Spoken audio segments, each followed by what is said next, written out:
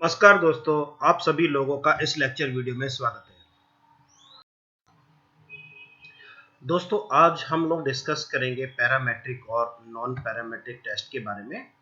और जैसे कि हम जानते हैं कि जो पैरामेट्रिक टेस्ट हैं उसके कुछ अपने एज्यूम्पशंस होते हैं कि जैसे डेटा हमारा नॉर्मली डिस्ट्रीब्यूटेड होना चाहिए और डेटा हमारा होमोजीनियस होना चाहिए। फिर डेटा हमारा मैट्रिक में कलेक्ट हो और डेटा इंडिपेंडेंट इसको। तो मेनली दो जो मेन ऑब्जेक्ट जो हमारे एज्यूम्पशन है कि डेटा नॉर्मली डिस्ट्रीब्यूटेड होना चाहिए और डेटा होमोजीनियस होना चाहिए। जब वो एज्यूम्पशंस फुलफिल हो जाते हैं तब हम पैरामेट्रिक टेस्ट को यूज करते हैं। अदरवाइज अगर वो एज्यूम्पशंस हमारे फुलफिल नहीं होते हैं तब हम डेटा को करेक्ट करते हैं, और तब भी अगर वो डेटा नॉर्मल और होमोजीनियस नहीं है तब हम उसी के इक्विवेलेंट नॉन पैरामेट्रिक टेस्ट समझेंगे। दोस्तों, ये जो सारे टेस्ट हैं, independent T test, pair T test, ANOVA और इधर मैन विटनी विल्कॉक्सन, ये सारे जो टेस्ट हैं इनका पर्पज क्या है? 5 मिनट हमें जरा ध्यान से सुनना है कि ये इंडिपेंडेंट टी टेस्ट का पर्पज क्या है, पेयर टी टेस्ट का पर्पज क्या है, एनोवा हम कब यूज करते हैं, रिपीटेड मेजर्स एनोवा कब यूज करते हैं, इनकी कंडीशन क्या है, इन टेस्ट को अप्लाई करने के लिए किस तरीके का डेटा हमें कलेक्ट करना चाहिए। तो ये थोड़ा सा 5-10 मिनट अगर हम इसको समझ लें, पूरा इसका जो कॉन्सेप्ट है, तो फिर आगे जो हम टेस्ट करेंगे उसमें समझने में हमें आसानी हो जाएगी। तो दोस्तों, सबसे पहले हम जो ये पैरामेट्रिक टेस्ट, जैसे मैंने बताया कि इसके एजम्पशंस होते हैं, और यहाँ पर हमने लिखा है टू सैंपल। दोस्तों, यहाँ पे टू सैंपल का जो मतलब है, अगर हमारे पास टू सैंपल है तब हम इंडिपेंडेंट टी टेस्ट यूज कर सकते हैं और उसके साथ साथ पेयर टी टेस्ट।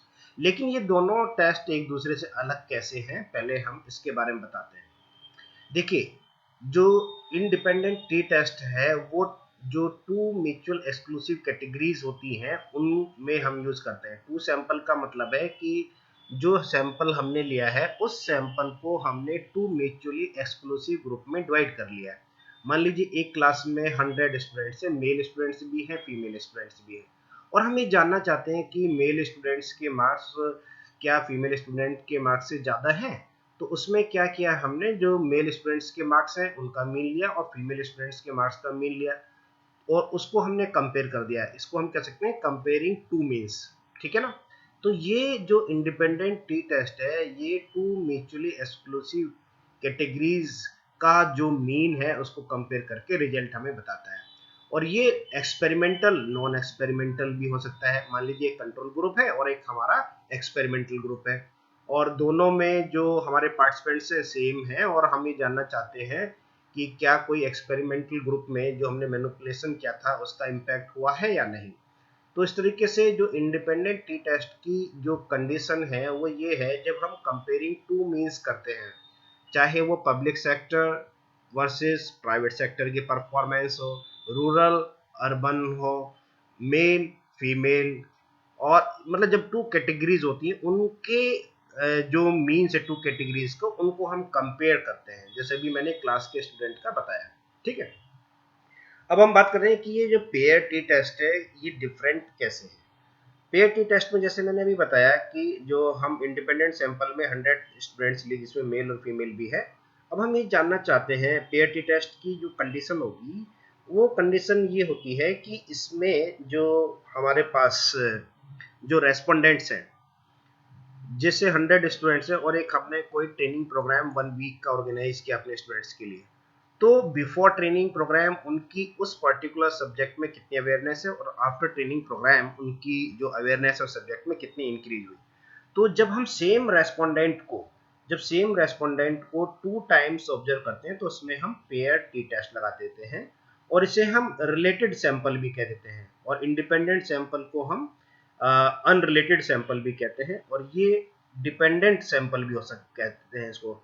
तो पेयर टी टेस्ट में और इंडिपेंडेंट टी टेस्ट में जो बेसिक डिफरेंस है वो ये है कि इंडिपेंडेंट टी टेस्ट हमारा जो है, इंडिपेंडेंट टी टेस्ट वो क्या कहते हैं, एक ही जो सैंपल है उसको टू म्यूचुअली एक्सक्लूसिव ग्रुप में डिवाइड कर देते हैं, और इसमें सेम रेस्पोंडेंट को 2 टाइम्स ऑब्जर्व करते हैं। ठीक है, तो अभी हम इन दोनों टेस्ट के बारे में डिस्कस करेंगे, independent T test, pair T test, फिर उसके बाद एनोवा और रिपीटेड मेजर्स एनोवा। ठीक है, अभी हम जो केस स्टडी ले रहे हैं वो इंडिपेंडेंट टी टेस्ट की ले रहे हैं, और फिर अगले सेक्शन में हम पेयर्ड टी टेस्ट लेंगे, एक एक करके सारे टेस्ट को हम यूज करेंगे। अब दोस्तों जैसे हमने कहा कि जो हमारी केस स्टडी है जैसे सैलरी, ये इंडिपेंडेंट टी टेस्ट की हम बात कर रहे हैं। तो इंडिपेंडेंट टी टेस्ट में दोस्तों होता क्या है कि हमने जो टू म्यूचुअली एक्सक्लूसिव ग्रुप बनाए उनके जो मीन है वो हम मेजर करेंगे। इसमें हमने क्या लिया, एक एग्जांपल कि हम ये जानना चाहते हैं कि whether the salary of male faculty members in private institutions is equal to the salary of the female faculty members. क्या जो हमारे जो प्राइवेट सेक्टर में मेल टीचर्स और फीमेल जो टीचर्स हैं क्या उनकी सैलरी सेम है या उनकी सैलरी में कोई डिफरेंस है। ठीक है, कई बार क्या होता है कि जेंडर बाइसनेस होने की वजह से मेल को ज़्यादा सैलरी देते हैं कई जगह, और कई जगह जो फीमेल हैं उनको कम सैलरी दी जाती है। तो यही हम डिफरेंस देखना चाहते हैं, और जो रिसर्चर है उन्होंने 20 मेल और 20 जो फीमेल फैकल्टी मेंबर्स है उनका डेटा उन्होंने लिया। ठीक है, और फिर हम इसमें ये देखना चाहते हैं कि उनकी जो सैलरीज है 20 जो मेल टीचर्स हैं उनकी सैलरी हमने उनको ऐड किया और नंबर ऑफ ऑब्जर्वेशन से हमने डिवाइड किया। ऐसे ही फीमेल टीचर्स की जो सैलरी थी उसको हमने ऐड किया और नंबर ऑफ ऑब्जर्वेशन से डिवाइड किया, तो हमारे पास दो मीन आ गए, कंपेयरिंग टू मीन्स। ठीक है, अब ये जो डेटा है वो हमें दिया है, देखिए इसमें ये जो एसपीएसएस में हम देख रहे हैं अपना डेटा, ये मेल टीचर्स की सैलरी है। ठीक है, ये सब हाइपोथेटिकल है, और ये इसमें जो मेल टीचर की जैसे पहला पार्टिसिपेंट है इसमें इसकी 45,000 है, सेकंड की 46,000, 54,000, 57,000, फिर 60,000। इस तरीके से हमारे पास जो 20 मेल हैं टीचर्स उनकी हमने सैलरी ले ली। ठीक है, अब दोस्तों हमें क्या करना है, जो फीमेल टीचर्स हैं उनकी सैलरी हमने ली है। ये देखिए उनकी सैलरी है 21 to 40 जो ली है हमने। जैसे किसी फीमेल टीचर की 38,000 है, 29,000 है पर मंथ, 34,000। तो ये हमने रुपीज में वैल्यूज ली है कि पर मंथ जो सैलरी वो अर्न कर रहे हैं वो रुपीज में है। और ये देखिए ये सैलरी टीचर्स की है, और यहाँ पर हमने जो लिया है जेंडर मेल और फीमेल, ये नॉमिनल स्किल का डेटा है और सैलरी ऑफ टीचर्स। ठीक है, तो दो ही वेरिएबल हैं इसमें हमारे पास, एक कैटेगरिकल है और एक हमारे पास जो मैट्रिक है। ठीक है, एक मैट्रिक और एक नॉन मैट्रिक। जो ये है नॉन मैट्रिक वेरिएबल है और ये हमारा कैटेगरिकल वेरिएबल है, और इसमें दो ही कैटेगरी है। अब दोस्तों जैसे कि हम जानते हैं कि इंडिपेंडेंट टी टेस्ट जो है इसके कुछ एजम्पशंस होते हैं और ये पैरामेट्रिक टेस्ट है। तो पैरामेट्रिक टेस्ट अप्लाई करने से पहले हमें पैरामेट्रिक टेस्ट के जो एजम्पशंस हैं वो चेक कर लेने चाहिए कि क्या डेटा हमारा नॉर्मली डिस्ट्रीब्यूटेड है, क्या डेटा हमारा होमोजीनियस है। अगर नॉर्मल है, डेटा होमोजीनियस है, तब कोई दिक्कत नहीं, फिर हम directly independent T test use कर सकते हैं। और अगर मान लीजिए हमारा डेटा नॉर्मल नहीं है, हमारा डेटा होमोजीनियस नहीं है, तब हम इस डेटा को ट्रांसफॉर्म करते हैं, लॉग ट्रांसफॉर्म कर सकते हैं, स्क्वायर रूट ट्रांसफॉर्म कर सकते हैं, और जो तीसरा है इनवर्स ट्रांसफॉर्म कर सकते हैं। और फिर डेटा की नॉर्मेलिटी और जो नॉर्मेलिटी के साथ साथ होमोजेनिटी चेक करते हैं। अगर मान लीजिए अब भी हमारा डेटा नॉर्मल और होमोजीनियस नहीं है, तब हम क्या करें। तब हमारे पास इंडिपेंडेंट टी टेस्ट के इक्विवेलेंट ही मैन विटनी टेस्ट। ये देखिए, जो अगर मान लीजिए हमारे जो एजम्पशंस हैं टी टेस्ट के, ये इंडिपेंडेंट टी टेस्ट के जो एजम्पशंस हैं अगर ये फुलफिल नहीं आते हैं और जो डेटा है हमारा करेक्ट करने के बाद भी एजम्पशंस फुलफिल नहीं हो रहे हैं, तब हम इंडिपेंडेंट टी टेस्ट के इक्विवेलेंट ही मैन विटनी टेस्ट हम यूज करेंगे। तो मैन विटनी टेस्ट कुछ नहीं कर रहा है, एक तरीके से कंपेयरिंग मीन्स कर रहा है। तो यहाँ पे चूंकि ये जो डेटा है कन्वर्ट कर लेता है, हमारा जो रेशो स्केल का डेटा है उसको ऑर्डिनल स्केल में रैंकिंग बना लेता है, तो रैंकिंग मीन को हम कंपेयर करेंगे इसमें। ठीक है, यह कंपेयर मीन्स होगा इंडिपेंडेंट टी टेस्ट में। तो इंडिपेंडेंट टी टेस्ट और मैन विटनी टेस्ट में कोई डिफरेंस नहीं है, दोनों सेम चीज कर रहे हैं। बस डिफरेंस है कि जो नॉन पैरामेट्रिक टेस्ट है वो डिस्ट्रीब्यूशन फ्री टेस्ट है, इसमें हम कोई एजम्पशंस चेक नहीं करते हैं। और इसको यूज भी हम जब करेंगे जब इंडिपेंडेंट टी टेस्ट के जो एजम्पशंस है वो फुलफिल नहीं हो रहा है। ऐसे नहीं कि हम डायरेक्टली मैन विटनी टेस्ट लगा दें। तो इसके जब मैन विटनी टेस्ट हम यूज कर रहे हैं तो ये हमें रीजन भी बताना होगा कि भाई मैन विटनी टेस्ट हम इसलिए लगा रहे हैं क्योंकि इंडिपेंडेंट टी टेस्ट के जो एजम्पशंस हैं वो फुलफिल नहीं हो रहे हैं, इसलिए हम मैन विटनी टेस्ट लगा रहे हैं। ठीक है, अब देखिए, अब इसके जो एजम्पशंस हैं जो इंडिपेंडेंट टी टेस्ट के, वो हम चेक करते हैं। एनालाइज में जाएंगे हम, डेस्क्रिप्टिव स्टैटिस्टिक्स में, और इसके बाद देखिए एक्सप्लोर। ठीक है, और ये आ गया हमारा फैक्टर लिस्ट, और इसमें जो है सैलरी ऑफ टीचर्स। ठीक है, ये बाय डिफॉल्ट डेस्क्रिप्टिव है, इसमें कुछ नहीं करेंगे हम। प्लॉट्स में हिस्टोग्राम बनाने की आवश्यकता नहीं है, ना स्टेम एंड लीफ की, केवल हमें नॉर्मेलिटी और अनट्रांसफॉर्म्ड लिव इन टेस्ट के थ्रू, देखिए नॉर्मेलिटी हम केस टेस्ट के थ्रू चेक करते हैं, और जो वेरिएंस है वो हम लिव इन टेस्ट के थ्रू चेक करेंगे। ठीक है, अब ये जो ऑप्शन है इसमें हमें कुछ नहीं करना है, क्योंकि सारे केस कोई मिसिंग वैल्यू नहीं है, और इसको हमें ओके करना। ओके करने के बाद देखिए हमारे पास जो रिजल्ट्स है वो इसमें वीवर विंडो में आ गए। देखिए, अब हम इसको जरा एक्सप्लेन करते हैं कि पहला जो सैलरी ऑफ टीचर्स है मेल की, वो 20 हमने वैलिड है केसेस, कोई मिसिंग वैल्यू नहीं है, और 100% है डेटा। फीमेल का भी 20 है ऑब्जर्वेशंस, और 100% है, कोई मिसिंग वैल्यू नहीं है। चलिए अब आते हैं हम डेस्क्रिप्टिव स्टैटिस्टिक्स पर। दोस्तों, ये जो डेस्क्रिप्टिव स्टैटिस्टिक्स है, डेस्क्रिप्टिव स्टैटिस्टिक्स में ये तो मीन वैल्यू आ गई, मतलब जो मेल टीचर्स हैं उनकी जो मीन सैलरी है वो 49,900 है। ठीक है, और ये हमारे पास कॉन्फिडेंस इंटरवल आ गया, और कॉन्फिडेंस इंटरवल ये लोअर लिमिट अपर लिमिट, ये हमने जो निकाली ये स्टैंडर्ड एरर है, ये जो हम निकालते हैं कॉन्फिडेंस इंटरवल लोअर लिमिट का x बार माइनस ये स्टैंडर्ड एरर इंटू 1.96, क्योंकि हम 95% कॉन्फिडेंस इंटरवल के लिए ले रहे हैं। ये केवल हमें रेंज बता रहा है, ये बता रहा है कि हमारा जो 95 केसेस होंगे आउट ऑफ 100, वो उनका जो मीन होगा वो इस रेंज में 45,000 और 53,000 के बीच में होगा, जो कि है 5% चांस ऐसे हो सकते हैं कि हमारा जो मीन है वो इस रेंज से लोअर बाउंड या अपर बाउंड से बाहर चला जाए। दूसरा ट्रिम्ड मीन। ठीक है, ट्रिम्ड मीन भी जो 5% जो स्मॉलेस्ट केस और लार्जेस्ट केस है उनको हटा के हम लोग ये सब निकालते हैं। खैर, हमारा जो ऑब्जेक्टिव है अभी वो है नॉर्मेलिटी चेक करना। ठीक है, डेटा अभी देखिए, ये जो हमारे पास जो पी वैल्यू आई है ये 0.05 से बड़ी है। इसका मतलब हम ये कह सकते हैं कि ये जो वैल्यू है हमारे पास नॉन सिग्निफिकेंट है, जो कि डिजायरेबल है। तो केस टेस्ट में जो पी वैल्यू आती है नॉर्मेलिटी के लिए वो 0.05 से ज़्यादा होनी चाहिए, जो हमारे लिए डिजायरेबल है। तो दोनों ही केस में हम देख रहे हैं कि डेटा जो है हमारा नॉर्मल है, ये जो मेल का भी और फीमेल का भी।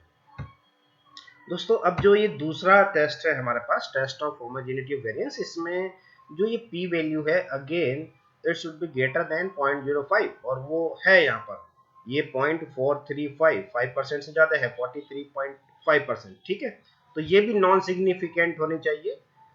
तो दोनों ही केस में अब हम ये कहेंगे कि जो हमारा डेटा है, जो एजम्पशन है वो फुलफिल हो रहे हैं, डेटा हमारा नॉर्मल भी है और डेटा हमारा होमोजेनियस भी है। ठीक है, तो अब हम लोग जो इंडिपेंडेंट टी टेस्ट है उसको परफॉर्म करने के लिए एलिजिबल है। अब देखिए, इंडिपेंडेंट टी टेस्ट के लिए हमें करना कैसे है, बहुत सिंपल है। एनालाइज में जाएंगे हम लोग, और फिर ये कंपेयर मीन्स में इंडिपेंडेंट सैंपल टी टेस्ट, और ये जो कैटेगरिकल वेरिएबल है ये हमने यहाँ पर, और यहाँ पर देखिए इसको हमने 1 और 2 कोड किया है। तो जेंडर में जैसे ये देखिए ना 1 और ये 2, तो यहाँ पर जो ग्रुप में हमने 1 और 2, कई बार हम 0 1 भी ले लेते हैं, वो डिपेंड करता है, इसमें कोई फर्क नहीं पड़ता, ये केवल कोडिंग है ना। ये इसके बाद जो है सैलरी ऑफ टीचर्स, इसको हम टेस्ट वेरिएबल में लेंगे, और ये ऑप्शंस को क्लिक करेंगे, इसमें हमें कोई नया काम नहीं करना। और इसके बाद जो है हम इसको ओके करेंगे। ओके करने के बाद हमारे पास जो टेबल आ गई वो इस तरीके से है। ठीक है, अब देखिए, अब इस टेबल को हम एक्सप्लेन करेंगे। ये जो ग्रुप स्टैटिस्टिक्स है, मतलब जो हमने 20 मेल टीचर्स की सैलरी ली थी, उनका जो मीन आया था वो आ गया है 49,900। ठीक है, और जो हमारे फीमेल टीचर्स हैं उनकी सैलरी जो है 39,400। एक चीज हमें जरूर ध्यान रखना है, जब भी हम कंपेयर मीन्स करेंगे हमेशा मीन में डिफरेंस आएगा। हमेशा आप ध्यान रखिए, जब भी हम टू मीन्स को कंपेयर करेंगे वो डिफरेंस आएगा, लेकिन उस डिफरेंस को हम सिग्निफिकेंट कहें या ना कहें वो हमें पी वैल्यू बताती है। ठीक है, अगर पी वैल्यू हमारी 0.05 से कम है तब तो हम कहेंगे कि ये सिग्निफिकेंट है डेटा, और मतलब सिग्निफिकेंट डिफरेंस है सैलरी में। और अगर पी वैल्यू 0.05 से ज्यादा आती है तब हम कहेंगे कि ये डिफरेंस नहीं है। तो ये डिफरेंस तो है, अब इस डिफरेंस को सिग्निफिकेंट कहें ना कहें वो ये वाली टेबल हमें बताएगी इंडिपेंडेंट सैंपल टी टेस्ट की। अब देखिए ये जो है यहाँ पे, पहले हम इसको इंटरप्रेट करते हैं, यहाँ से इसको करते हैं लेफ्ट से। ये इक्वल वेरिएंसेस एज्यूम्ड, ठीक है, और ये हमारी एफ वैल्यू है और ये सिग्निफिकेंट। एक चीज हमें देखना है, अगर इक्वल वेरिएंसेस एज्यूम्ड, ठीक है, अगर ये नॉन सिग्निफिकेंट है तब तो हम जो ये पहले वाली रो के जो डेटा है हमारा उसी को इंटरप्रेशन करना है। और मान लीजिए ये हमारी नॉन ये सिग्निफिकेंट होती है अगर वैल्यू, अभी तो नॉन सिग्निफिकेंट है, अगर ये 0.05 से कम होती ना तब हम ये वाला इक्वल वेरिएंसेस नॉट एज्यूम्ड, तब हम इस वाले टेबल को अपने रिजल्ट में शो करते हैं। ठीक है, ये बिल्कुल डिजायरेबल है, क्योंकि ये नॉन सिग्निफिकेंट है, तो हमें p की वैल्यू जो लेनी है वो लेनी है 4.088 और डिग्री ऑफ फ्रीडम 38, जो कि 40 केसेस है, n-2 हो जाएगा, और p वैल्यू जो आ रही है हमारी वो है लेस देन 0.05। इसका मतलब है कि सैलरी में सिग्निफिकेंट डिफरेंस है। अब इसके बाद जो है एक चीज और देखनी है, अगर ये दोनों वैल्यू नेगेटिव या नेगेटिव है या पॉजिटिव पॉजिटिव हैं तो फिर हम इसमें ये कहेंगे कि ये दोनों जो वैल्यू सिग्निफिकेंट है। लेकिन अगर एक प्लस आ जाती है और एक माइनस आ जाती है, मतलब जीरो इंक्लूड हो जाता है, तब हम कहेंगे वो नॉन सिग्निफिकेंट है। हालांकि ये पी वैल्यू से ही हमें पता चल जाएगा, इसकी आवश्यकता नहीं है, लेकिन फिर भी कई बार हमें ये देखना है कि दोनों जो वैल्यू है पॉजिटिव आ रही है या नहीं, क्योंकि एसपीसीएस पे कर रहे हैं तो एरर होगा ही नहीं, लेकिन ये भी हमें मालूम होना चाहिए कि जब भी सिग्निफिकेंट वैल्यू आएगी या तो दोनों नेगेटिव होंगी या दोनों पॉजिटिव होंगी। ठीक है, तो इस तरीके से जो हमारे पास ये जो इंडिपेंडेंट टी टेस्ट है उसको हम इस तरह से शो करते हैं। ये वाली जो वैल्यू है हमें अपना, अब रिपोर्ट इसको कितना करना है वो भी हम देखते हैं। अब दोस्तों ये जो हमारे पास रिजल्ट आया है इसको हमें अपने पेपर में या थीसिस में कितना रिपोर्ट करना है वो बस हमें लिखना है। देखिए इसमें लिखना, on average male faculty members getting more salaries, जो कि ये 49,000 है, और स्टैंडर्ड एरर इतना है, then to female faculty members 39,400, और ये स्टैंडर्ड एरर इतना है। This difference is significant because P value हमारी जो आ रही है वो 0.05 से कम है। तो इतना ही हमें करना है। एक बार हम फिर से इसको बता देते हैं। इंडिपेंडेंट टी टेस्ट के लिए सबसे पहले हमें जो है उसके एजम्पशंस फुलफिल करने होते हैं।